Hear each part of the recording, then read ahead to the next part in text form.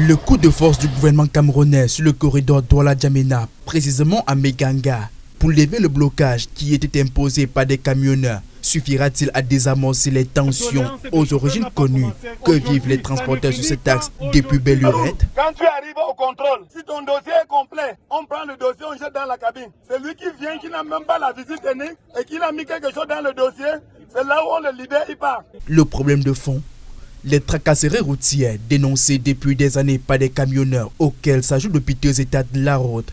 Toute chose qui plombe considérablement la dynamique du transport dans l'Interland Cameroun-Tchad-Bangui. En 2022, 66 postes de contrôle ont été répertoriés par les services du ministère de la Défense sur ce corridor. Parmi eux, seulement 27 étaient des contrôles mixtes reconnus par les autorités, contre 39 autres irréguliers.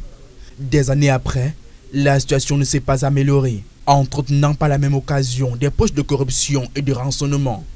À l'instar de la mesure du ministre des Transports du 13 novembre dernier destinée à soutenir la reprise des activités perturbées par la crise post-électorale, plusieurs autres mesures et annonces antérieures visant à réduire ces postes de contrôle anarchiques et anormales le long de ce corridor de près de 1500 km et à fluidifier la circulation sont restées en grande partie sans suite, aux grandes dames des transporteurs qui n'ont de cesse de crier leur exaspération. Monsieur le préfet, la doléance des chauffeurs n'a pas commencé aujourd'hui. Ça ne finit pas aujourd'hui.